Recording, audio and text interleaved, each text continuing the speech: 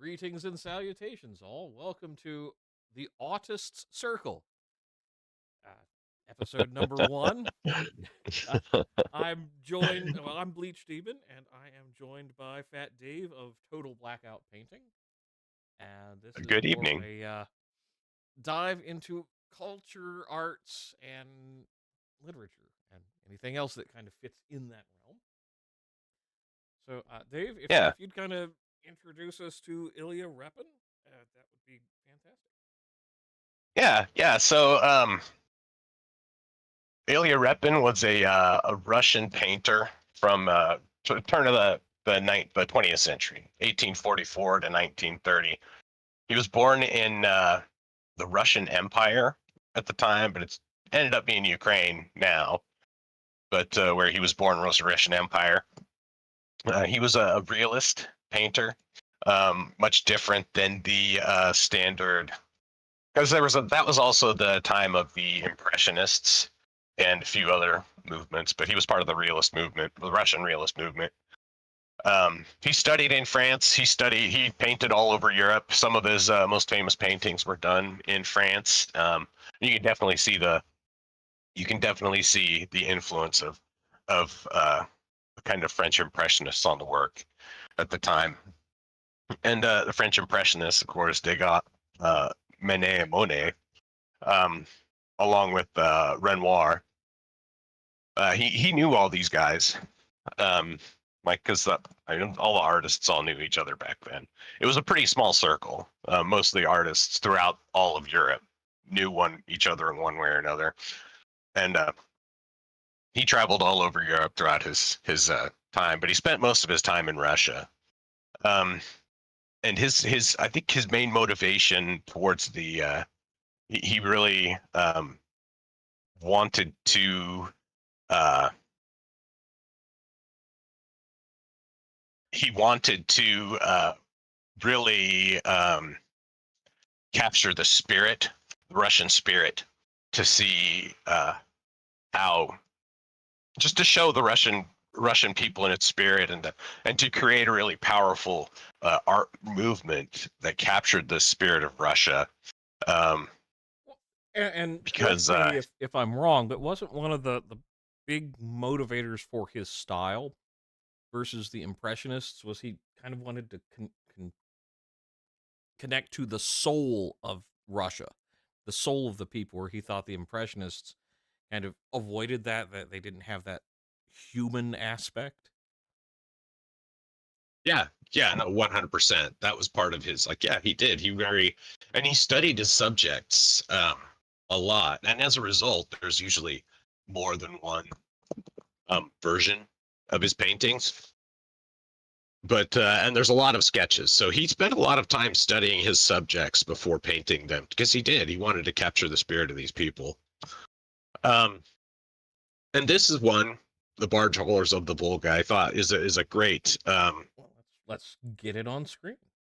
Yeah, it's a really great example of that, um, because it captures really the like, first off, it's beautiful. Oh, The color spectacular! palette, it is. The color palette is varied, and the composition is really cool.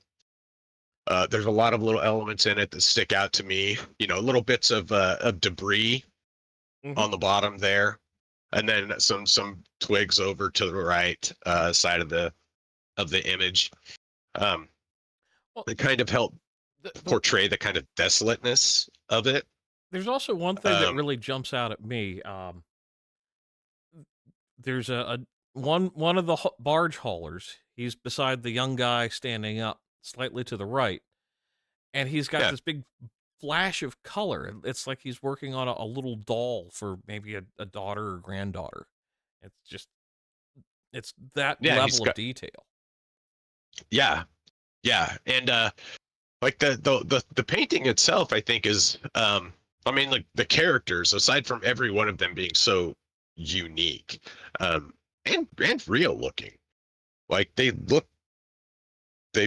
like real people, um, which is not something that Impressionists did at all. No, You know, uh, especially a Monet and Degas. they're excellent No, artists, but yeah, it doesn't look real. They don't look like real people. They look more like caricatures. they do. Um, that for the most part they do. They seem well. It's impressionism is meant to give kind of that airy perspective and like kind of a froofy feeling. It goes along with French. Gives you a more uh softer feeling Hmm. as to where this, which really portrays like the kind of the heart of the Russian the heart of the Russian soul that I think that Repin really captured it was the stark the harshness. Like they're a hard people. Hmm. Yeah. they're there are people that have been forged by hard times and a very hard landscape. And this I think is a great example of that because these guys have to haul these barges. Like this is a real thing. This is a real thing people did. They have barges that would come into the Volga and they couldn't like they don't have wind, Hmm. you know, and very much like the Erie Canal, they used to take mules and lead things through the lock, stuff like that. Hmm. These guys are hauling ships in. And it's a pretty inglorious job, as you can see.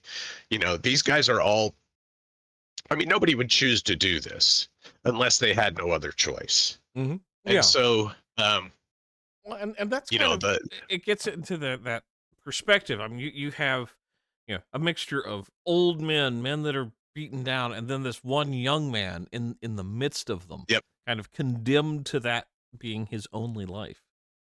yep. And it kind of looks like, you know, I mean, you look at him and it kind of looks like he's trying to throw that off of him.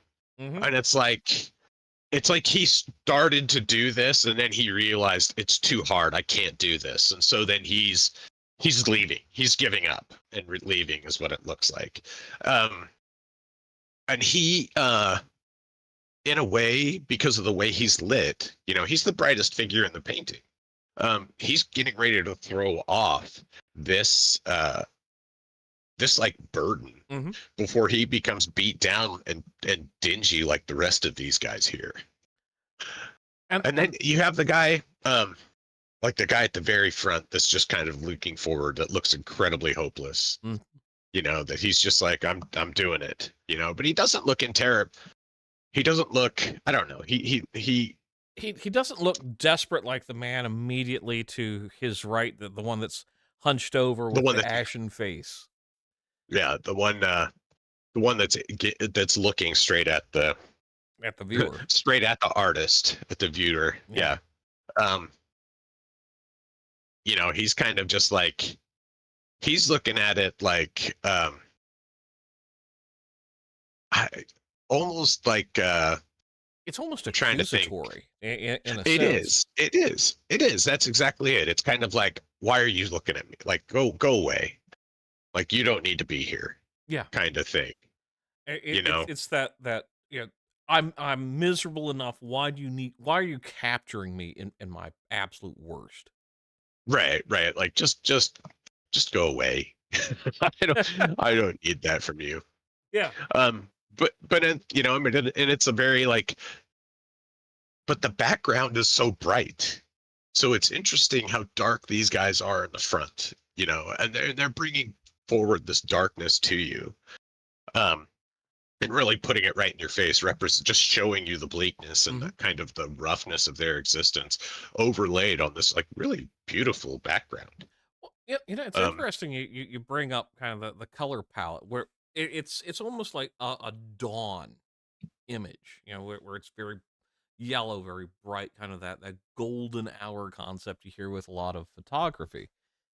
yeah, And it's but it's also that the youth is just so much brighter. It's so stark. And it's like almost, not just the dawn of a new day, but of a freedom from this life.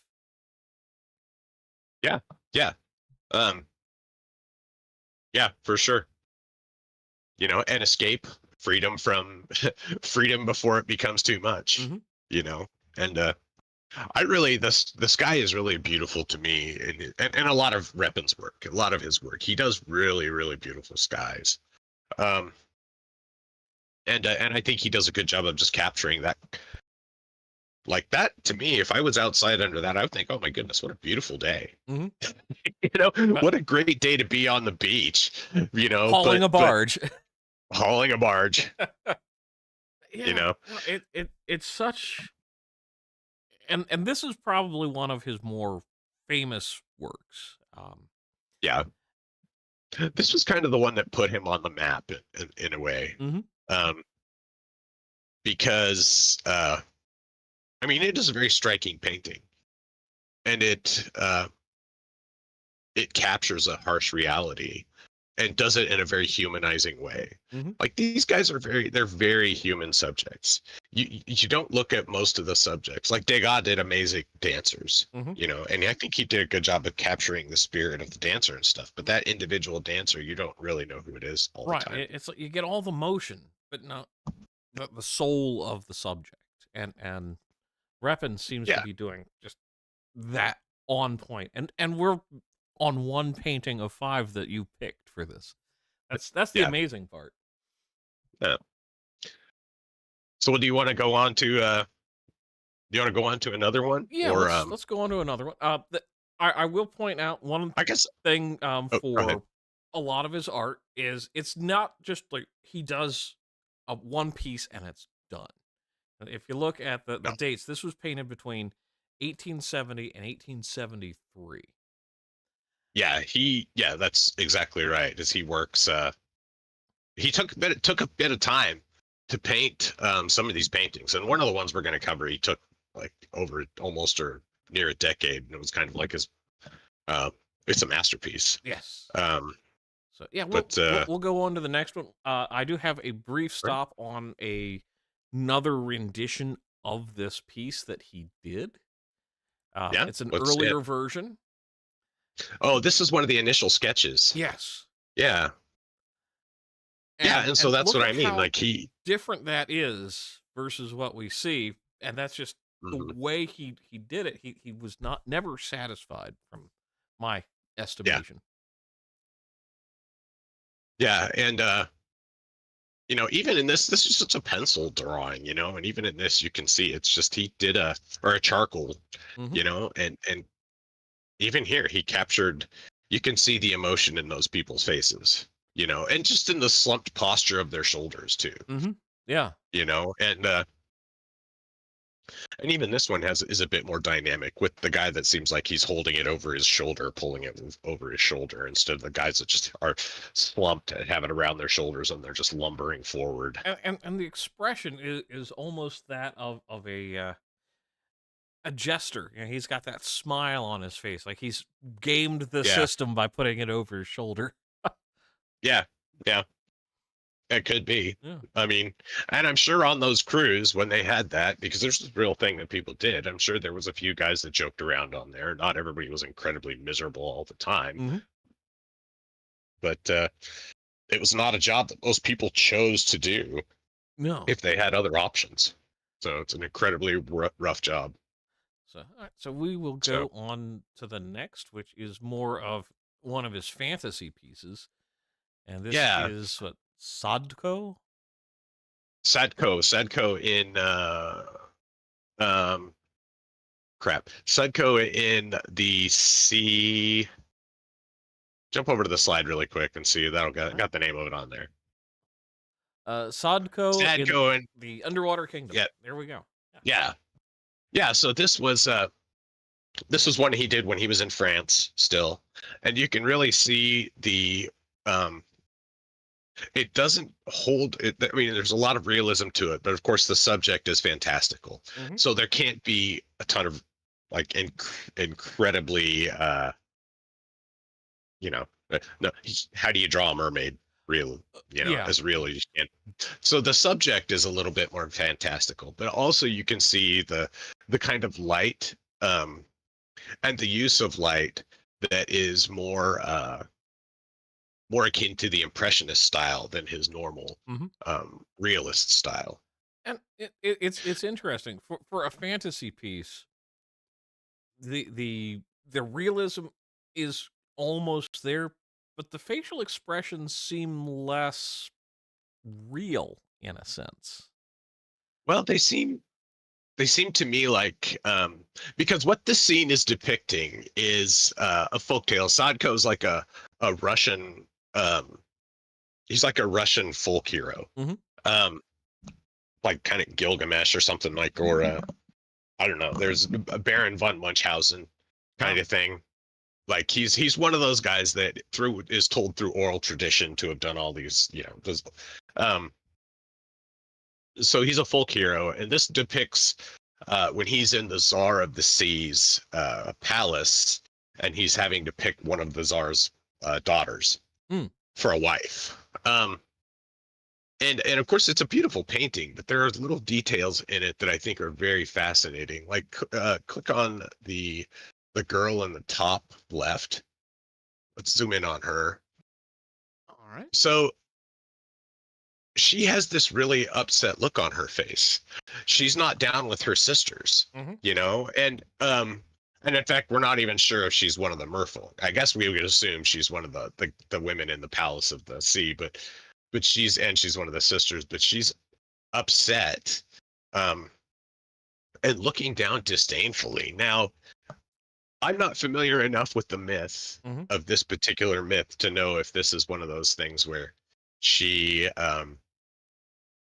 where she was jealous of her sisters because she was the one who was really in love with them or anything like that. But Hmm. this is a really interesting figure up here. Um, that because she offsets everything. They do look I mean, just the color palette. The rest of the yeah, sisters are in bright color, that bright yellow again, yeah, and they're like bright lit from in the sun, kind of, so but it's also keep going. Sadko here. He's looking at her, not yeah, not Yep. the real the hyper attractive sisters. He's looking Yeah. at her. So it looks like so from the painting and not knowing anything about this, it looks like the sisters want him, but he doesn't want them. He wants that sister up there. Hmm. Is likely, I think, to be the case. Um, but she looks down, probably is looking down on the whole thing disdainfully. Um, There's and there's a scene in the Ten Commandments with Charlton Heston, where mhm, he's supposed to pick one of the seven sisters for bride, but the one he wants is Zaphra, I think, and she's not. mhm. She's left the tent. It's kind of Yeah, reminiscent of that kind of a situation where the flashy, young, beautiful, yeah, mhm. brides to be are there, kind of showing off, but the one that has values is the one that is almost unattainable here. Yeah, yeah, and the small details on here, And like and the the fish in the lobster. foreground, the starfish, the lobster. Yeah, Yeah, I mean, look at that detail. for I mean, and you see it when you zoom in. Hmm. Like you see just how much more detail there is. Um, like you can kind of make it out when it's smaller, but when you zoom in, it's like, man, he put a lot of work into it. That's a He did. I'm um, like, you go, you've got the fish over here, and then mhm, seahorses. yeah, It's amazing work, and even like the illumination of the eyes, especially in hmm, this this daughter here.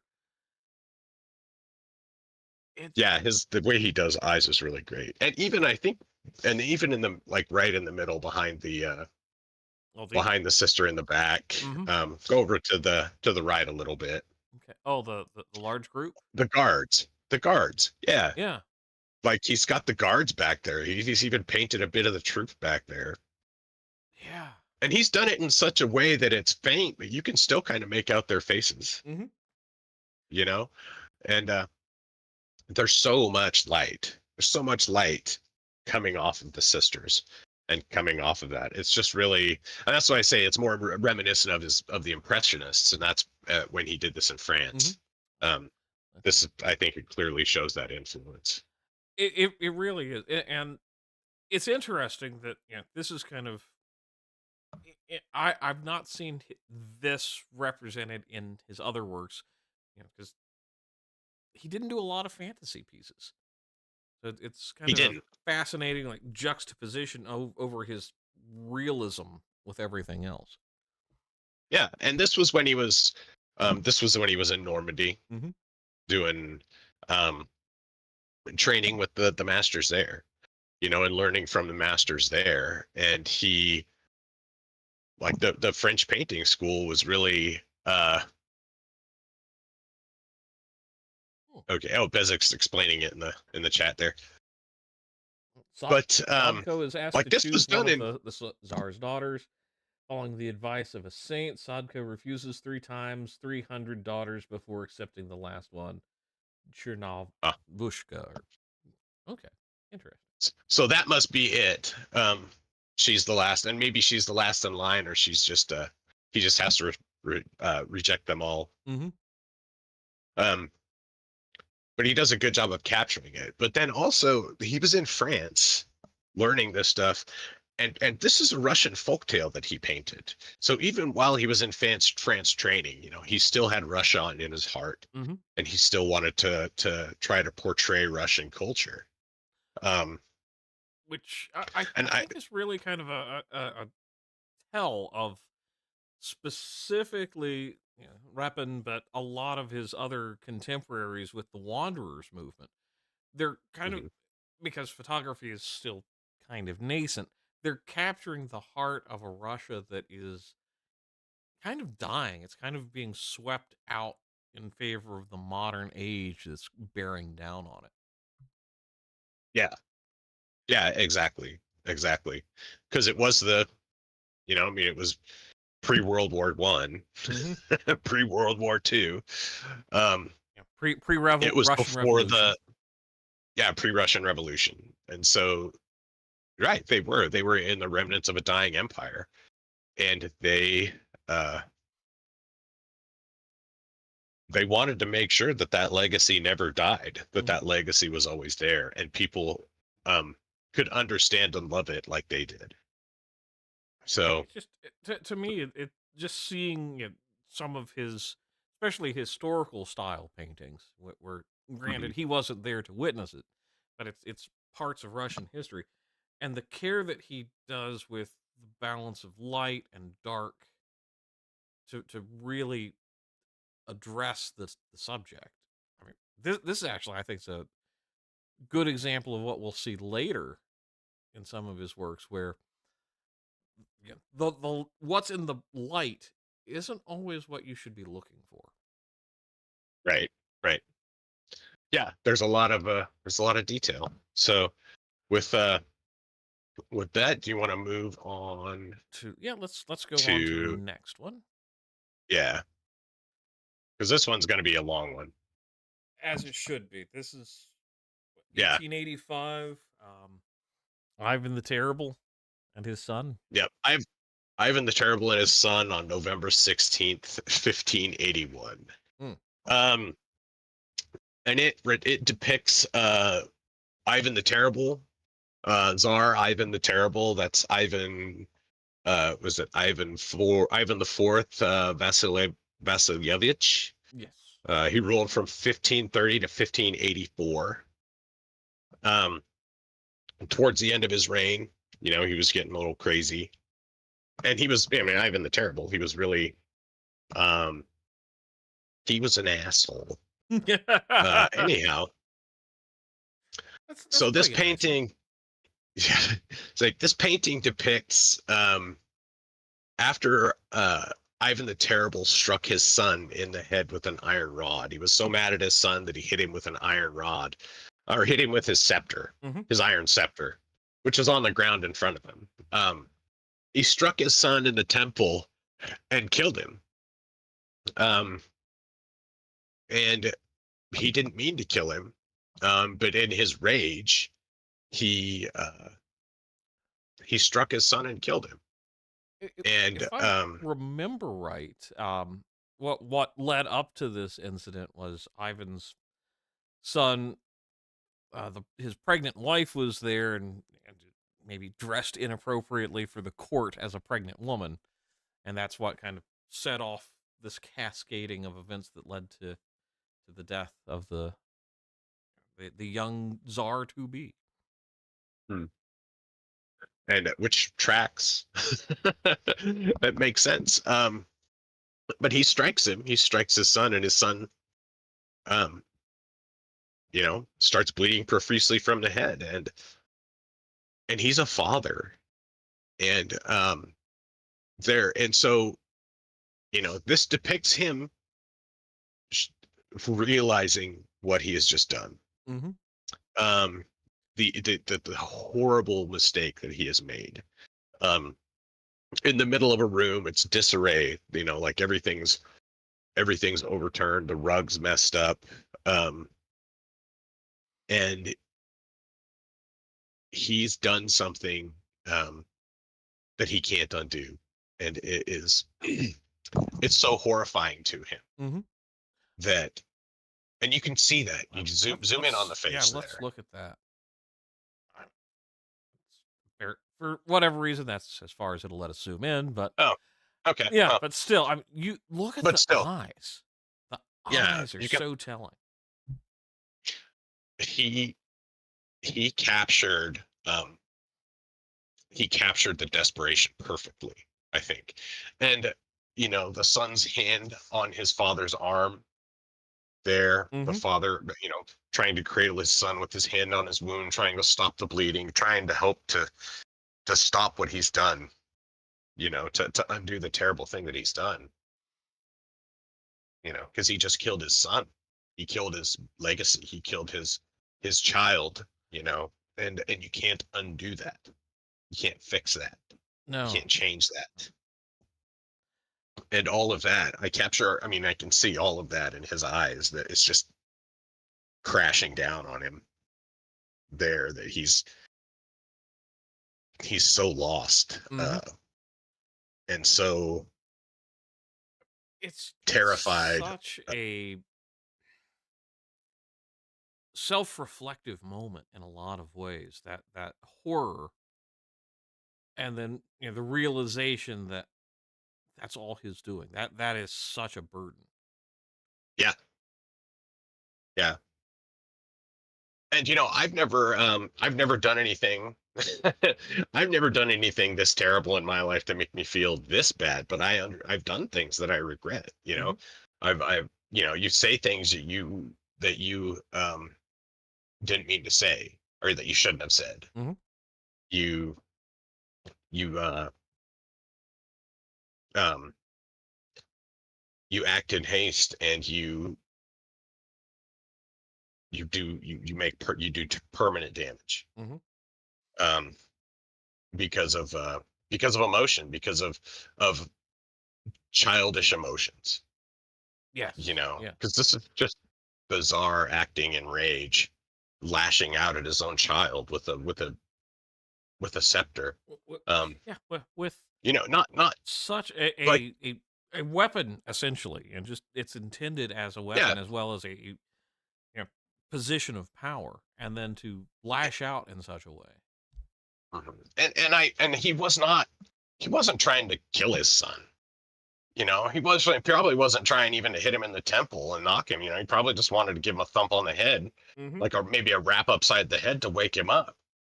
But it is in his rage, and his righteous rage, his righteous indignation,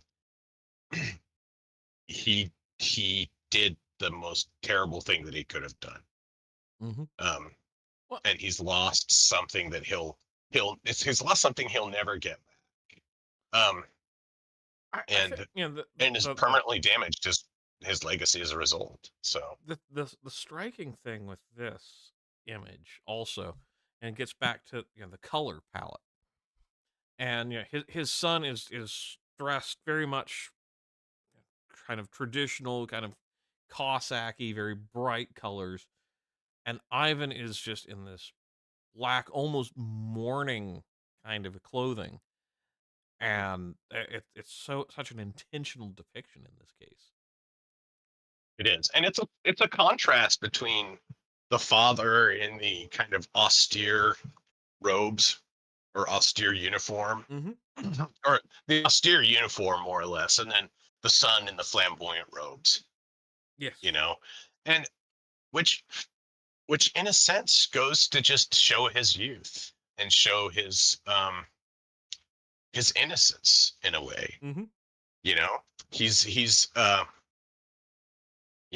those nice colored boots on, he's dressed in a very fancy way.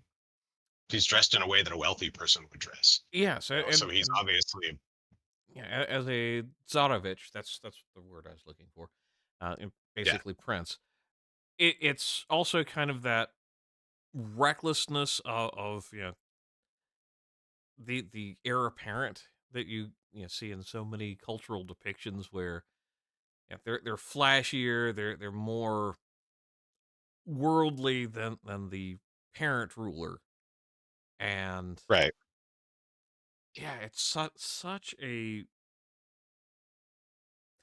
stark, even down to the boots. You can see the boots being contrasted as well.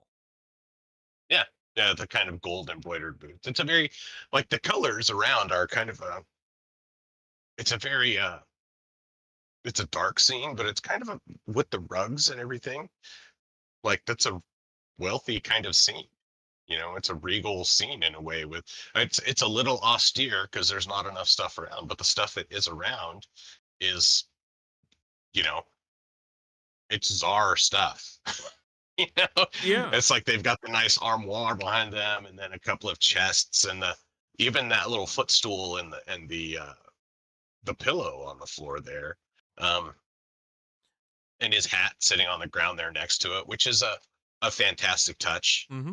I think, like the czar threw his hat off to cradle his son. Like, once he had realized what he did, he grasps his head and drops his. He's got blood on his head. He's got his son's blood on his head. Hmm. He's got, um, Well, and yeah, again, yeah, we keep talking about like the color contrast in mm, this. All the background is so muted. Even the carpets are muted. These bright, colorful rugs, and the right, light is shining down just so intensely. It's almost the light of judgment being shown on this moment.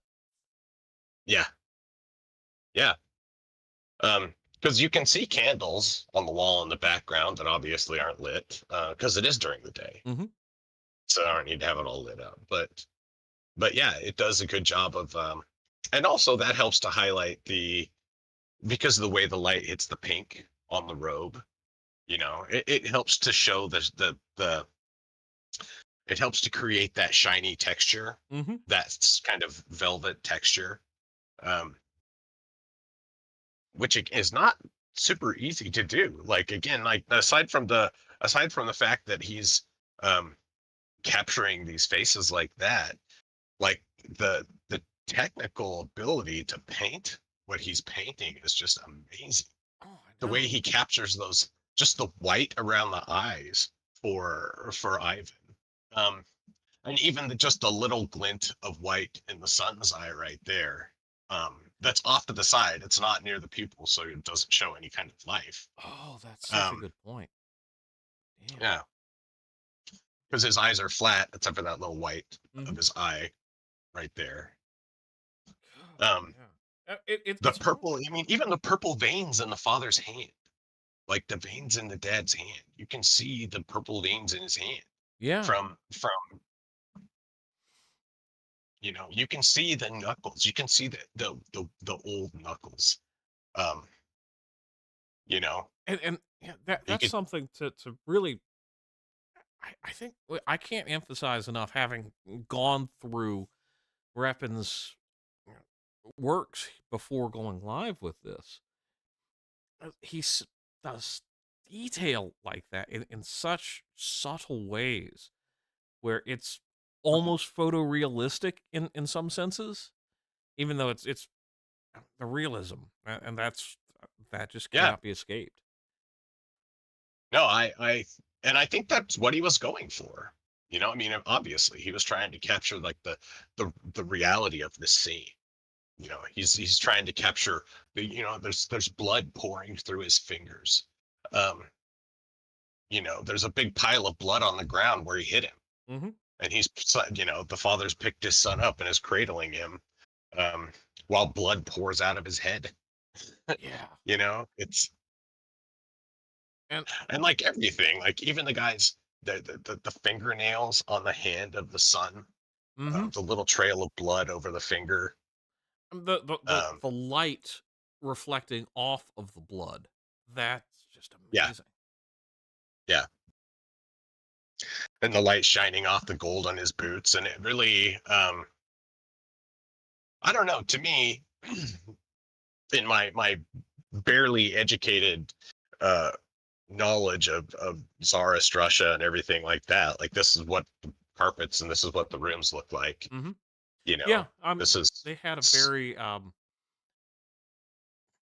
kind of ornate style. You even see it today yeah, in a lot of things yeah, where it's yeah. ornate, intricate patterns, lots of that, and then to see Hmm. that done in the rugs. I mean, the rug there in the foreground is just Hmm. so detailed and intricate. It's almost textured from the look of it. It, yeah, yeah. I mean, it looks embroidered from the way he's painted it. You can capture he's like almost he's caught the seams, in between the things, and I think he's done a really good job of keeping the perspective on it, so that when it's ruffled like that, it looks accurate. Hmm. Just another small details of the realism that just that I think um, that do just they just they really do make it come to life. Hmm. You Yeah. know, Yeah. they I, they make it so much more relatable. hell, even look at the tassel on the pillow. That Yeah, just the way it's draped there. It's not like, oh yeah, I just need to draw this on here just to right. have a little contrast. No, it's draped. Hmm. And there's Amazing. so much detail. Like there's detail in the darkness in the background too. Like right above that overturned like footstool looking thing. There's a little pot. Mhm. There's a bench in the hallway. With a horse's head That you on can it carved in. Yeah. yeah that you can make out. Like there's just so many little small details in it, Yeah, that hop out all over. look at Um, it's got that small aperture style window up there at the top, yeah, and there's just so many things that are amazing details in here. And you yeah. mentioned the Well, even unlit candles before, and you can see, mhm, the and the painting right candelabras. next to him. Yeah. Yep, yep. You can see the candelabras and the painting next to it, like because it's so poorly lit, but you can still see it's a painting, and that's probably a painting of Ivan. Mhm. You know, it's Yeah. probably a painting of a real painting that's on the wall. Was all on the wall in the Tsarist manor. So just that attention to detail.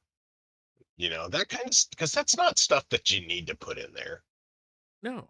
You No. know, but Why would, most artists bother with something that tiny unless they were going for such a intense image of that moment? right, like such a faithful and accurate recreation of the scene. Just because the he wanted to capture the soul of the stream of the scene. Mhm. Um, and I think he did it fantastically. Like I say, it's haunting. That's such a good. That is a good um, uh, Yeah, it's like description of it. the only description I could come up with, just staring at this painting while we're getting ready for the stream, and it's just, yeah, it's such depth, and I've seen this image, this kind of look on someone who has done something horrible before, and I would hate to know who he modeled this after as far as expressions. Yeah. Yeah, that's true. um, because he's gonna have to have, he obviously had an amazing mind, Mhm. and an amazing eye to be able to capture that stuff, and just the absolute desperation that he is, um, that he's showing right there, the absolute like just hopelessness that, and he's lost. Mhm. He's lost Utterly. Utterly. and utterly. Um, his life has come to a crisis at this moment. Um, and we've all been there. I've never had a crisis this great, um, but he has, and so it is really, um, That it that's the it's look of a it's broken such a man. it is, and it's such a it's like it's so exceptional. I can't say enough about it. Obviously, I'll keep gushing over the goddamn thing forever.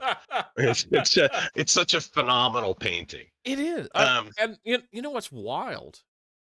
This painting was vandalized 2 or 3 times, if I remember. twice, And twice. once while Repin was alive, and he's the one that repaired it the first time. Yeah, 1913, I yeah. believe. The last time was in 2018. Mm. Um, yeah, because when this came out, it was when he painted this. I mean, it was still Tsarist Russia, and some people saw it as a commentary on the current Tsar, Mhm. and thought that maybe he was trying to.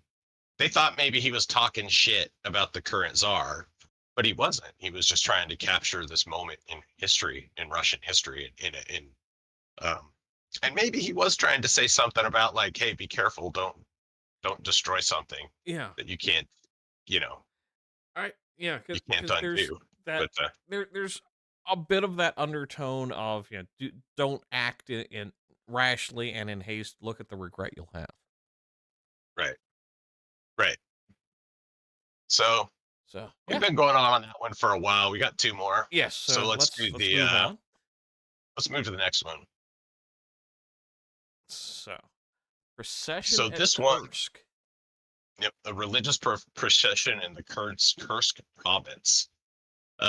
It depicts obviously people from Russian Orthodox Church on a procession. Yeah. Like, the name is exactly what it is. Um, this was another one of those works. It took him a few years to paint it, um, and he painted it while he was start part of the Wanderers, and um, it was another one of those works that really put him on the map in Russia, that really made people know his name, Mm. um, and know that he's a serious artist. Like, people already knew, but this was another one of the ones that made him really popular. Um, and the, every person in this painting is different.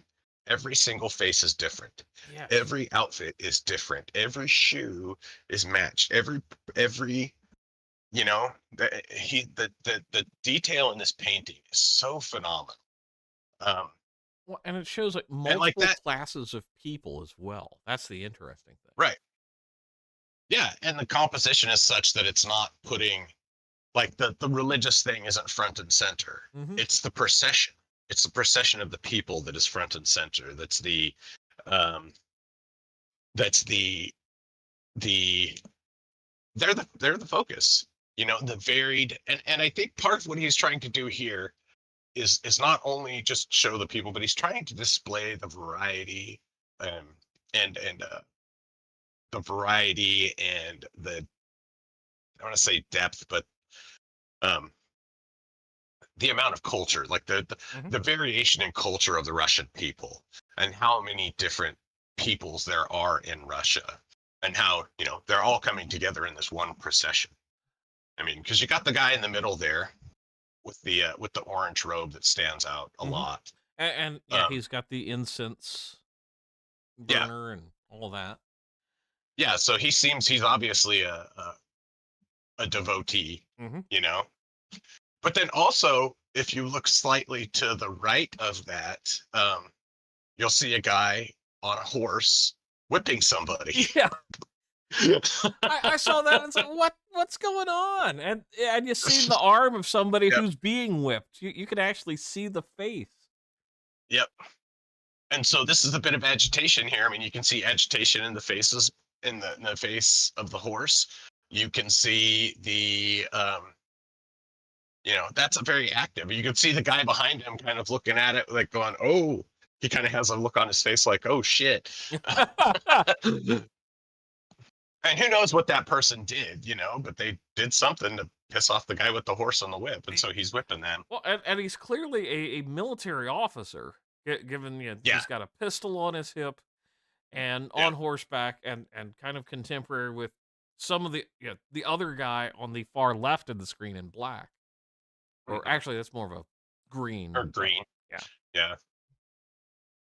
Um, and then um, you see the guy right in the front here in the green, Mm-hmm. um, with the little girl, like the girl on the crutch, Mm-hmm. and Kind of leaning forward, kind of going forth. yeah, leaning forward while that guy's kind of looks like he's directing her with the stick, or kind of trying to keep her maybe from falling over. Mm-hmm. Um, it could also be from that angle that he just got done smacking her on the back with it. Yeah. Um, Good it follow kind of through. does. Yeah. Yeah, I mean, it kind of looks like that, but there's so much life in it. There's so Mm-hmm. much action in it, and it looks real. These are real people, and it's not exaggerated. That's another thing, is that people aren't exaggerated. The proportions aren't exaggerated. They they're real. Yeah. Um, They're not just caricatures. I'm like the woman here in the front with kind of the pink dress holding the box with, I mm, guess it's maybe it's an icon, maybe it's a relic of some sort. yeah. And the expression on her face is just so reverent in a sense. Hmm. And then in the contrast next to her is the woman in black, Mhm. who looks like she's going to a funeral. Yeah. You know, um, and I really like the flowers, everything on the monument itself, on the little I, I can't remember what it's called, but the little plinth, the thing they're carrying on the plinth there. It's Yeah. like the gold is shiny, the flowers look nice. I mean, you can even see fire in the candles inside, And behind the glass in the thing, and they glow. That's the cool part. and they glow. I love the fact that there's actually a glow from the candles. Hmm. Yeah, and then and this is contrasted on the landscape where it's kind of looks like the trees have all been cut down, Mhm. and it's just kind of a barren landscape, and all of these people are marching through, and it's a sea of people too. It's a horde of people. It ends up covering the whole canvas from side to side if you look at it. Mhm. And Yeah, actually that's an interesting kind of a juxtaposition from Ivan and his son. Is there's just so many people here. It's overwhelming the viewer in a sense. And yeah, it's just like they're all over the place. You can't get away from this mass of people. no, no, and there's a lot going on. Um, Kids carrying books, that woman in the yellow dress carrying what looks like it's something covered in gold from the way it's shining. I would say it's probably the Gospels, given the Orthodox Yeah, method of that sort of thing. Yeah. yeah. And the man behind her, kind of with the badge on, looks like he's repelling the old beggar man beside him to stay away. Mhm. Yeah, I mean, it's a mix of people. It's rich and poor. It's it's city folk, because there's people in like suits, Hmm. like the guy in the middle there with the kids in the suit. Um, and then you look at the people on the left, and that guy's like wrapped in rags. those are obviously like steppe people. Mm-hmm. Off to the right in front of the guy on the horse, or the guy in the green on the horse. Obviously steppe people. And so Yeah. it's just, I think it really is meant to broadcast the richness of the Russian people is what he was trying to capture. And The just richness and variety of the Russian people. and also how many of them were motivated either through true belief or through kind of a social compulsion into a religious act. Yeah. And I mean, yeah, because you've Yeah. got I guess these would be Orthodox monks up here carrying the plinth, Yep. and just look at the variations of their boots and shoes, and because they've got the woven wicker for some, and then the one man has the boots, the actual leather Yep. boots. It's fantastic details. Yeah, absolutely. Absolutely. Um and so with that one, let's go ahead and move on to the last one, All right. because we're So we're coming up to the hour. So let's wrap up with this one here. well, actually, we'll take a look at this one, but then we'll go to the probably the more known version of this. Yeah. So this was the original here. It's the reply of the Zaporozhian Cossacks to Sultan Mehmed the Third, I think. fourth. Fourth. The fourth. Yeah. Um. So I'll read out the excerpt of what this is because I copied it because I'm never going to remember all this. So according to the story, the Zaporozhian Cossacks inhabiting the lands around the lower Dnieper River in Ukraine had defeated Ottoman forces in battle. However, despite his army having suffered the loss to them, Mehmed demanded the Cossacks submit to Ottoman rule.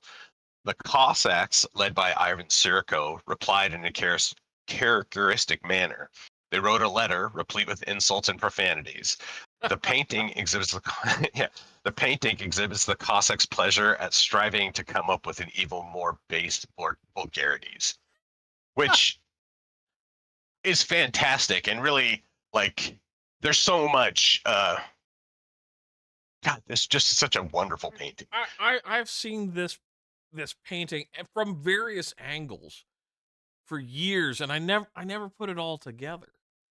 Mm-hmm. And then seeing it, and it's just the sheer joy in most of their faces is something I never thought you could capture, and it's just so many different variations of it. Yeah, for sure. Like that guy, like you got Santa Claus over there with the deep belly laugh. Yeah, you know. And I love and the guy blowing smoke out of his nose. Mm-hmm. On the left hand side, they all just look so happy, and it's because they're all coming up with, and like, this is such a guy's painting. Yes. Right. Like, this is the bros getting together and shit talking that dude. That's what they're doing. Yeah. Like just coming up with the most clowny insult they could throw at this guy. Not only that, but it's like. It's that moment of like, we have beaten you and we're just going to keep flogging the absolute dog crap out of you just because we can. Right? Like, and the idea of someone like the king sends his dudes after you and you kick the shit out of the king's guys. Mm-hmm. And then the king's like, well, you need to listen to me anyways. And what are these guys doing? They're basically like rubbing their nuts on a piece of paper and giving it back to him. They're like, suck my balls, And they're trying. I'm sure they came up with far more vulgar things than that. Yeah. But that's what they're doing is they're coming up with a big long letter, And this was before they could just send him a tweet that's like, hey, at so and so, you're a loser, and then go back and forth. Then they're packing this stuff into a letter so that this guy can spend a minute reading this and have to soak in it. Yeah. And the scribe, the look on his face is a mix of sheer amusement and I can't write that fast. Slow down, guys. Right, right. And then the guy right next to him on his right that's just crying. He's laughing so hard that he can't even. He's red faced, crying with laughter because it's so funny to him. Oh yeah. Um, Yeah, it's such a great scene. And then you get like the details, like the instruments, the weaponry mhm. that's in here. Oh gosh, I know. Like the powder horns, the guns, the friggin' sabers. Like, yeah, And just so the friggin' detailed. it is. It's so cool. Um, and every single person is detailed. Every single one of these guys is detailed and in their own way. I mean, yeah, They're even all unique. some of the background characters. And not Yeah. the far background, but kind of that middle ground when they're not in the main group, but you see some of the details. Hmm. And Yeah. And I mean, this that, is just great. And the guy smoking the pipe here in the middle looks like he's just yes. cracked the biggest, just the biggest insult. And he doesn't want to laugh. He's letting everybody else just have that moment. Yeah. Yep. He's really loving this. He's loving this. And to me, what it looks like to me is that guy's the commander and he's overseeing the whole thing. Mm-hmm. That might not be it, but that's kind of the look that he has, is that he's a little bit in charge. Mm-hmm. He's got a bit of power here because he's the one guy that's not looking at the paper or losing his shit laughing. He's the one guy that's kind of looking off. Yeah. And so he's kind of looking out into the like, oh, look, like he's thinking up another good, and it's like, oh, this is going to be a good one. Mm-hmm. So he's thinking up one. Yeah. Oh, it's so And, so. Again, yeah, it's the facial expressions, it's and the lighting again. Yeah, it's you've got that dark mhm, background where something's burning back there, and the light contrast versus mhm, the illumination of these guys. It almost like a mirthful illumination. Fantastic. right. Well, it's like the horses are running around in the background stirring up a bunch of dust. Yeah. And you even got this guy on the left, on the far left, who's lighting he's lighting a cigarette. Mm-hmm. You can see the flame, that he's lighting a cigarette or lighting his pipe, Mm-hmm. and you can see the flame. That's the detail on that, and And the facial hair and well, the facial expressions on everything. and There's a dude passed out on the ground I know. Oh, and with there's his hand sticking out. and the dog And the that's kind dog, of looking at him was like, "Can you guys just knock it yeah, off? I'm trying to sleep here." just right, right. The dog's a little bit annoyed by the guys being so rowdy. You know, there's Yeah. so much character, and it really is such a cool. Like, this would be such a cool thing to have in your history, Mm-hmm. right? To be able to look back and go, hey, look, my dudes fought off the freaking Ottomans. And then But, they insulted him afterwards with a letter. and then they insulted him. So, yeah.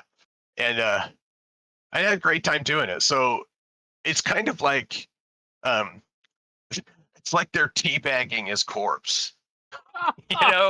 That's kind of what this is. So the Cossacks were the original Fortnite players. I can Yeah, they see were that. the.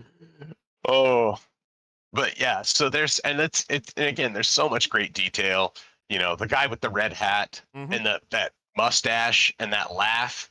It looks so genuine. Mm-hmm. The laughs on these guys all look so. It's like I want to laugh along with them. Yeah, You it's a know, joyful painting in so many levels. it is. And to me, given that we talked about Ivan and shown just how much he captured that look of absolute terror and desperation in that face, you can look at here and see all the different ways that he's captured mirth, that he's captured joy, Mm-hmm. and the joy of each one of these dudes individually. And it really, I think, is a just a beautiful painting. Oh, Um, it's one of his best works, honestly. yeah, It's widely recognized as one of his best works too, and it took him 20 years to paint the damn thing. He was painting it from 1871 because he had started on it. You know, I mean, he was one of the things he'd started on a long time ago, Mm-hmm. and just took him forever to do it. And then when he finally did do it, when he finally did finish it in 1891, it was so popular that he did a second one, which was the first image of this we looked at. So if you want to go back to that one, we can look and see. Mm-hmm. So he did another version of this, and you can see there's a lot of the same elements. Mm-hmm. There's some things have changed. You still have the shrewd guy in the middle looking off like he's coming up with something. You have the red-haired guy, or the man in red. Yep. Yeah. Um, The Cossack Santa Claus. mhm. You've got the loot. The guy still has the loot on his lap, the Mhm. shirtless dude. Um, You've got the guy with and the again, missing tooth there in the middle background. yeah, yeah, the toothless dude back there. They, and all the guys, like he's the guy on the left. He's holding his belly. He's laughing so hard. Um, but then also like the outfits are so cool, Mm-hmm. and they're so bright, and it's such a neat, uh, it's such a neat and vibrant thing. That really, Yeah. again, I mean, it like really it's a rich captured culture. Cossack culture very well, because they did Yeah, dress this colorfully, historically speaking. yeah, yeah, and which is fantastic. People don't. Again, that's why the realism of this is so wonderful, Mm-hmm. because it lets people know that, yeah, dude, people did dress like this. This wasn't just like, this is how people dressed before we had photographs. This is how people Yeah. dressed. Yeah. Like And it and it also go ahead. really humanizes them. It shows they have a range of emotions, not just stoic images on canvas. Yes, yes, I agree, 100%. there's they're so lively. There's so much action going on here. There's so many different characters, um, and each one is unique, and each one is doing something that that that engages you. Mm-hmm. Each one is doing something that engages you in a way to make you think like, oh, I know what that guy's thinking, or I wonder what that guy's thinking. Yeah. Or Not like they're not homogenous. no, So and this one actually has a like this one really stoic looking guy back yeah. here. I was like, did And you can look at him and think he may be looking at that and thinking, and he's got his arm on the other guy's shoulder, the guy who's smoking the pipe, who's Mhm. like kind of serious too. And those guys could be thinking like, oh man, we should not be doing this. yeah, This is a bad idea. maybe we're You screwing the know, pooch on this one. yeah, like this way we might be poking the bear a little too hard, but all the rest of these guys are like, up your ass. So, but also, I mean, they're celebrating having just won a battle as well. Mhm. So there's reason for celebration there too. Yeah.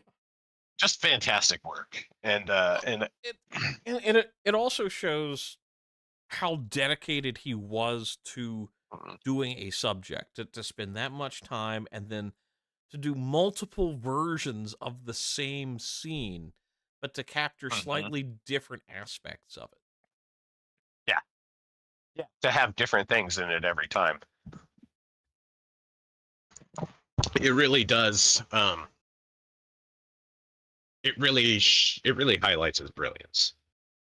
Yeah, I And have nothing to argue against that kind of a statement. Yeah, because it shows both the talent and the way he thought about his subject is something that